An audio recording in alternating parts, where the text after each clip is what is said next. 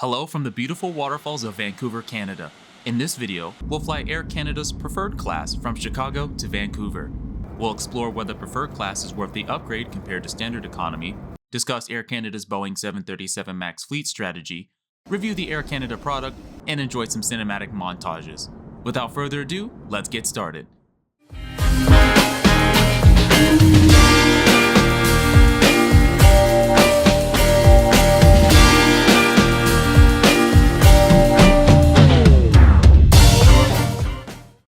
I was traveling to Vancouver and decided to give Air Canada a try instead of flying on Alaska, Delta, or United. I flew Southwest Airlines to Chicago Midway, took the CTA for a quick visit to downtown Chicago, and then continued onwards to Chicago O'Hare.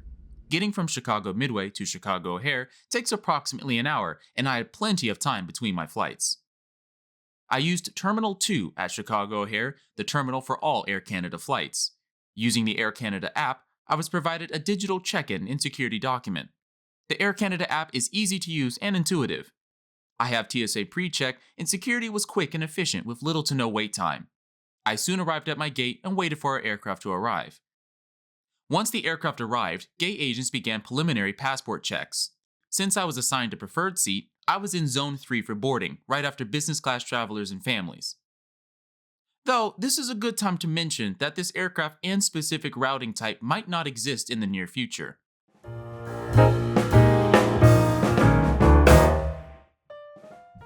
Currently, Air Canada operates 41 Boeing 737 MAX 8 aircraft with 12 more on order. However, Air Canada recently announced that their 737 MAX fleet will be transferred to Air Canada's low-cost subsidiary, Rouge, by 2028. The Air Canada mainline fleet will soon consist exclusively of Airbus aircraft, featuring the Airbus A220, A321, A321neo XLR, and their existing A319 and A320 aircraft. This decision is made for both operational efficiency and to eliminate a split Airbus pilot group, as an Air Canada Rouge pilot cannot work on an Air Canada mainline Airbus and vice versa, creating a bit of a scheduling nightmare. During Air Canada's Investor Day presentation, possible new Air Canada Rouge routes were shown, along with the introduction of a new Rouge Vancouver base in 2026. The Chicago to Vancouver route, specifically, wasn't highlighted. However, it's not entirely clear what Air Canada routes may be replaced by Air Canada Rouge. Air Canada also has plans for an Airbus A220 base out of Vancouver, so it's difficult to tell what aircraft will be on this specific route in the future. However, for the next year or so, this route will continue to be flown with these Boeing 737 MAX aircraft. Nevertheless, the boarding process soon began. The gate agents were very kind and professional, though there were some slowdowns with families boarding and blocking the aisle. I was seated in seat 13A on the left side of the aircraft. If you're considering one of Air Canada's preferred seats on the 737, I recommend staying away from row 12 or bulkhead seats. Normally, bulkhead seats are some of the best seats. However, on Air Canada, these seats have very restrictive legroom and space due to their positioning, and their IFE screen is inconveniently far. I specifically chose 13A after learning this and avoided these seats. Air Canada uses the Collins Meridian seat for their economy class, the same seat found on Southwest Airlines, American Airlines, and British Airways. Each seat also features a Thales-supplied touchscreen in-flight entertainment system, as well as USB and AC power outlets at each seat. The legroom was alright. For Air Canada's preferred seating, up to an additional 10 centimeters or 4 inches of legroom are provided. Regular economy is 30 inches of pitch, so you can assume that preferred seating is around 30 to 34 inches depending on what seat you get. I'm roughly 6 foot to 6'1", and I was decently comfortable. At my seat, a safety card and menu were provided. However, what was absent from this flight was Wi-Fi. I found it very disappointing and frankly unacceptable that my aircraft, Charlie Golf Echo Hotel India, which was delivered in 2019, did not feature any form of Wi-Fi at all. From my research, it appears that almost all 737 MAX aircraft in Air Canada's fleet don't have Wi-Fi, which again is unacceptable in this day and age. Unfortunately, this Wi-Fi issue isn't limited to just the 737 MAX fleet. Other aircraft in Air Canada's fleet are either not fitted with Wi-Fi entirely or rushed into service without it, such as some of Air Canada's Boeing 787 aircraft. Personally, I find this unacceptable for an airline of Air Canada's caliber. Continuing, earbuds were offered to passengers, albeit at a price. I had assumed that we would be provided with free earbuds, given the flight time was nearly 4.5 hours. However, all economy passengers had to pay $4 for earbuds. They were flimsy, low quality, and I felt like they were a waste of money, so I elected not to purchase them. I also thought as a preferred seated passenger, they would have been complimentary too, but that was not the case either. Unlike United Airlines and other competitors, Air Canada does not offer Bluetooth capability either within their in-flight entertainment system. So, unless you bring wired listening devices, a Bluetooth adapter, or purchase their earbuds, you will not be able to listen to audio on the in-flight entertainment. All in all, I was very disappointed. Soon after boarding, we began pushback and taxied toward the runway for departure. Let's watch.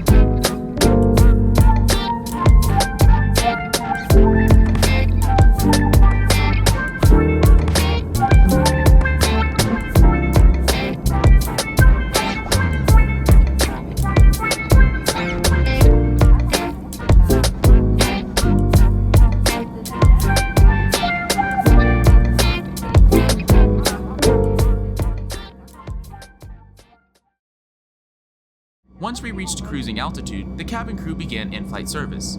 Complimentary drinks were offered, along with a single bag of Twix Kraft pretzels with buttery herb and garlic. And that was it, for the entire nearly 4.5-hour flight. There were more offerings, but similar to the earbud situation, they were only available for purchase within their menu, and they weren't necessarily cheap either. It felt like Air Canada was trying to nickel and dime me at every opportunity. Once again, I was really disappointed by Air Canada's offering. On my return leg on WestJet, in the same class of service, Extended Comfort, I was given complimentary pretzels, chocolate, and a full can of soda, along with the cabin crew doing multiple rounds of service to refill drinks and provide extra snacks, and that was on a red-eye. Air Canada, in comparison, only completed one round of snack service for us passengers. Compared to competing airlines such as Porter, WestJet, Delta, United, and Alaska, Air Canada's service was really lacking. Competing airlines either have a better snack offering or more attentive crew who give more rounds of service. In addition, the cabin crew seemed disinterested and disorganized during this time, crashing into each other as they were doing their food and beverage service. They seldom ever came through the cabin and seemed not to care about whether passengers wanted refills or extra snacks. Continuing, I then decided to check out the lavatory. It was dirty, with liquid on the floor and paper towels everywhere. Even though this was about halfway into the flight and the crew might not have had time to check or clean it, the cabin crew and the aft were chatting and on their phones, paying no attention to the lavatory and its condition. As I returned to my seat, I decided to watch movies with the in-flight entertainment screen, albeit with subtitles. To their credit, Air Canada has an excellent assortment of movies and TV shows available, ranging from Disney films for kids to action movies. As we continued onwards towards Vancouver, I was able to sleep for an hour or so, being awoken as the sun began to set. We soon began our descent and approach into Vancouver. Let's watch.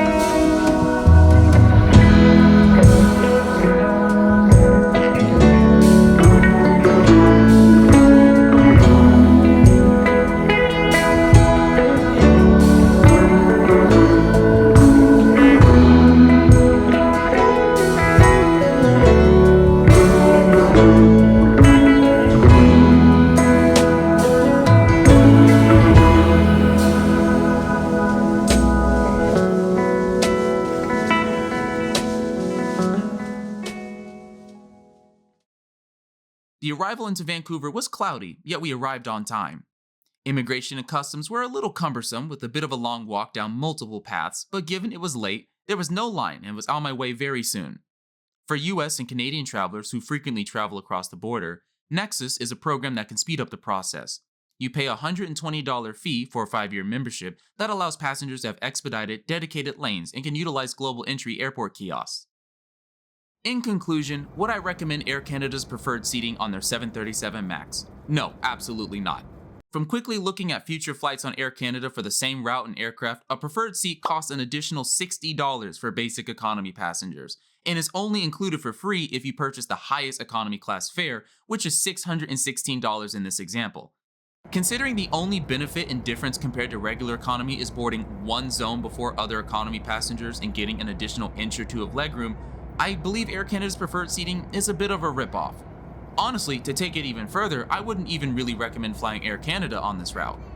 Not only is Air Canada more expensive than flying on United for a non-stop flight, but United offers better service and amenities too. If you're willing to take a stop, Delta is also cheaper. To be clear, my flight on Air Canada wasn't god-awful. I arrived safe and on time. But Air Canada doesn't excel at anything and isn't better than the competition on this route. Both Delta and United offer better cabin amenities, better cabin service, more engaged and active cabin crew, more entertainment options, and all for a lower price. Why would anyone choose Air Canada in that situation? In all honesty, I am a bit disappointed in Air Canada. From having an entire fleet of modern airplanes with no Wi-Fi, to disengaged cabin crew, to upcharging at every twist and turn, and a lackluster snack service, I expected more from the official flag carrier of Canada. On their website, Air Canada has a page promoting how they've won Skytrax's best airline in North America multiple times. I'm not sure how that's true, and frankly, I don't understand how Air Canada wins any Best in North America awards, with airlines such as Delta, United, Porter, Southwest, Alaska, etc. in the picture, as I certainly didn't experience the best airline in North America on my flight. In all honesty, Air Canada should take down their Fly the Flag and Go Canada Go promotions because WestJet and Porter do a much better job at showcasing Canadian kindness, hospitality, service, and pride than Air Canada does. I suppose one of the biggest factors of this entire experience is that I would excuse most of it if the price was more reasonable, but it's not.